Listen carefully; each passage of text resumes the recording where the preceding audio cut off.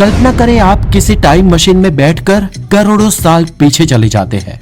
दरवाजा खुलता है और जो आप सामने देखते हैं, ये देखकर आप हैरान हो जाते हैं, क्योंकि ये नजारा आपने सपने में भी नहीं सोचा था। वहां पर चारों ओर बस आपको बर्फ ही बर्फ दिखाई देती है। ना वहां पर समुद्र की लहरें हैं, ना हरियाली है, ना कोई पेड़, ना कोई पौधे। यहाँ तक कि वहां पर सूरज की रोशनी भी बर्फ पर गिरते ही तुरंत रिफ्लेक्ट होकर वापस लौट जाती है। बेशक आप पृथ्वी पर हो, लेकिन ये पृथ्वी वैसी नहीं है जैसी आप जानते हो। ये है द स्नोबॉल अर्थ, एक ऐसा समय जब पूरी पृथ्वी, द एंटायर अर्थ, बर्फ का गोला हुआ करती थी। जी हाँ, एकदम सचमुच का सौरमंडल में घूमता हुआ बर्फ का गोला, बर्फ से ढका हुआ, उत्तर से दक्षिण तक चारों ओर, हर प्रदेश, हर जगह पे, इवन पृथ्वी पर सभी समुद्र के पानी के ऊपर की परतें भी बर्फ से ढक गई थी। ये कोई मिथक नहीं है दोस्तों, बल्कि करोड़ों साल पहले की एक हकीकत है, एक वैज्ञानिक घटना है। आज से लगभग 70 करोड़ साल पहले हमारी पृथ्वी इतनी ठंडी हो गई थी कि ये पूरा ग्रह, महासागर, जंगल, मैदान, यहाँ तक कि भूमध्य रेखा भी बर्फ की मोटी परत से ढक गई थी। हमारी पृथ्वी बन चुकी थी एक फ्रोजन प्लेनेट, जैसे हम आज के यूरोपा की कल्पना करते हैं। तो फिर आखिर ये सब हुआ कैसे? पृथ्वी आखिर इतनी ठंडी कैसे बन गई? तो दोस्तों, इस कहानी की शुरुआत होती है एक अद्भुत संयोग से। आज से 70 करोड़ साल पहले की बात करें तो आज के दौर में सूरज जितना ताकतवर है, उस वक्त उससे थोड़ा कम ही ताकतवर था। यानी कि उस वक्त सूरज की रोशनी आज की कंपेयर में 6% कम पृथ्वी पर पहुंचती थी। और इसके अलावा उस वक्त पृथ्वी के कई सारे महाद्वीप पास पास हुआ करते थे, जिससे महासागर की धाराएं भी बदल गई। और ऊपर से उस वक्त पृथ्वी के वायुमंडल में कार्बन डाइऑक्साइड भी बहुत कम था। कई सारे ज्वालामुखी भी शांत हो गए थे और पृथ्वी पर CO2 धीरे धीरे घटने लगा था। और पृथ्वी की जो बर्फ उसके नॉर्थ पोल और साउथ पोल में मौजूद थी, वो धीरे धीरे एंटायरली पूरी पृथ्वी पर बढ़ने लगी।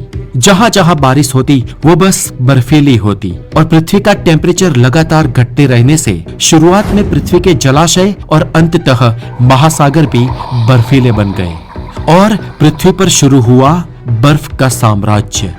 डॉक्टर एड्रियान और प्रोफेसर टिरमार ने ऑस्ट्रेलिया की फ्लिडर्स पहाड़ियों में जांच करने के बाद ये पाया है कि करीब 70 करोड़ साल पहले जमा हुए उन पहाड़ियों में अवशेष ये बयां करते हैं कि पृथ्वी पर जब हिमयुग था, तब एंटायर पृथ्वी बर्फ का गोला बन चुकी थी।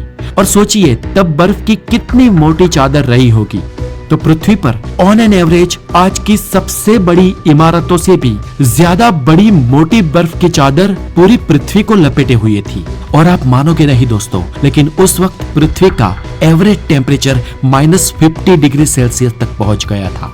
पृथ्वी की भूमध्य रेखा, जहां पर आज वहां रहने वालों को गर्मी पिघला देती है, वो भी बर्फ की चादर के तले दब गई थी।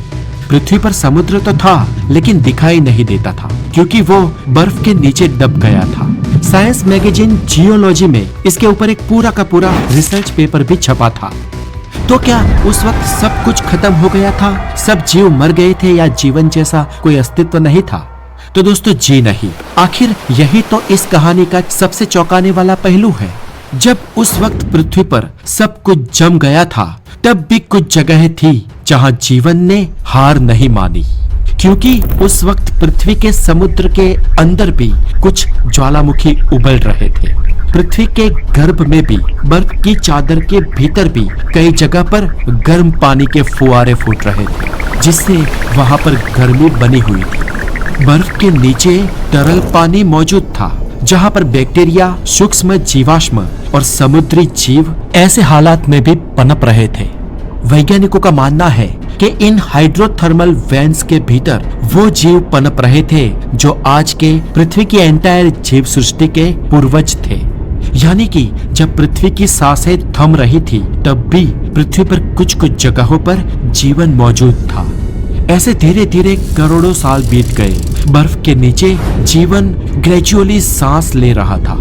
ज्वालामुखी लगातार गैस छोड़ रहे थे और CO2 और CH4 जैसे ग्रीन हाउस गैसेस पृथ्वी के वायुमंडल में इवेंचुअली जमा हो रहे थे। और फिर आया एक मोड़। धीरे धीरे पृथ्वी के वातावरण में ग्रीन हाउस गैसेस इतनी ज्यादा हो गई कि बर्फ को अंदर से गर्म करना शुरू कर दिया। और लाखों सालों बाद पहले बर्फ पिघली, फिर समुद्र का पानी और फिर पृथ्वी का हवामान बदल गया। और फिर समुद्र से जीवन बाहर आया और खुलकर सांस ली। और इस स्नोबॉल अर्थ का खत्म होना पृथ्वी की सबसे बड़ी करवट और मान लो एक नया जन्म था। और यहीं से शुरू हुआ पृथ्वी पर सूक्ष्म से जटिल जीवन का युग। इस स्नोबॉल अर्थ के बाद पृथ्वी पर जो जीव बच गए उन्होंने म्यूटेशंस और उत्क्रांति के चलते नई शक्लें लेना शुरू कर दिया। कोशिकाएं मिली, DNA बदले और पृथ्वी पर जीवन रंगीन हो गया। और जिससे पृथ्वी पर कॉम्प्लेक्स लाइफ शुरू हुई। ये स्नोबॉल अर्थ भी दोस्तों आज के जीवन के लिए बहुत ही जरूरी थी। जी हाँ फ्रेंड्स, इसके कॉन्सिक्वेंसेस ने ही आज की पृथ्वी को शक्ल दी है। क्योंकि अगर ये स्नोबॉल अर्थ नहीं होती तो आज पृथ्वी पर जीवन ही संभव नहीं होता। क्या फिर से ऐसा हो सकता है? तो वैज्ञानिक मानते हैं कि आज के युग में स्नोबॉल अर्थ की वापसी होना बहुत रेयर है। यूं मानो कि लगभग ये संभव नहीं है, क्योंकि आज की पृथ्वी पर बहुत ही ज्यादा ग्रीन हाउस है। और इसी ग्रीन हाउस इफेक्ट ने आज पृथ्वी पर हिम युग को रोक कर रखा है। लेकिन ये अच्छी खबर भी नहीं है, क्योंकि आज पृथ्वी की जो स्थिति है वो भले ही भविष्य में स्नोबॉल अर्थ ना बन जाए, लेकिन फायरबॉल अर्थ जरूर बनेगी, जिसकी वजह से पृथ्वी भविष्य में शुक्र ग्रह जैसी हो सकती है। और ये स्नोबॉल अर्थ से भी ज्यादा डेंजर है।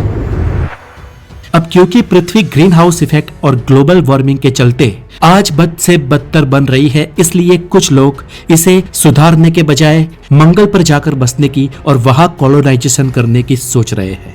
इनमें एलन मस्क और कई सारे बुद्धिजीवी साइंटिस्ट भी शामिल हैं। लेकिन ये लोग ये क्यों नहीं समझ रहे कि मंगल को बसने लायक बनाने के लिए ही करोड़ों साल लग जाएंगे। ये बात सच है कि आज हमारी धरती बीमार पड़ी है, उसे बुखार चढ़ा है। ग्लोबल वार्मिंग, प्रदूषण, जंगल का कटाव, पिघलते ग्लेशियर्स, ये सब हमें डराते हैं। लेकिन आखिर पृथ्वी का ये हाल किया किसने? आने वाली पीढ़ियों के लिए पृथ्वी ना बसने लायक बनाई किसने? इसलिए जरूरी ये है कि हम आज ही संभल जाए। मंगल को बसने लायक बनाने में करोड़ों साल भले ही लग जाए, लेकिन पृथ्वी पर अगर हम आज ही शुरुआत करें तो कुछ ही दशकों में फर्क दिखने लगेगा। और इसलिए हमें मंगल पर नहीं, हमें धरती पर ही कॉलोनी बसानी चाहिए। पेड़ों की कॉलोनी, स्वच्छ हवा की कॉलोनी और जिम्मेदार नागरिक की कॉलोनी। क्योंकि भागना शायद यथार्थ ना रहे, क्योंकि मंगल हमारे लिए उपयुक्त नहीं है। पृथ्वी के बाहर स्पेस से परे जाते ही शायद हम इंसानों का कोई अस्तित्व ही ना बचे। शायद ईश्वर ने पृथ्वी हमारे लिए ही बनाई है और हमें पृथ्वी के लिए। इसलिए हमारी सच्ची उम्मीद, हमारी सच्ची जड़ें सिर्फ यहीं पर है। और इसे ही स्वर्ग बनाना हमारी प्रथम और सबसे बड़ी जिम्मेवारी है। तो दोस्तों, आज के इस वीडियो में इतना ही। ये वीडियो आपको कैसा लगा हमें कमेंट बॉक्स में जरूर बताएं। और अंततः इस पर आपके क्या राय है हमें अपनी प्रतिक्रिया भी बताएं। और जुड़े रहे द नॉलेज के साथ। अपना बहुत सारा ध्यान रखें। Have a wonderful day. Take care.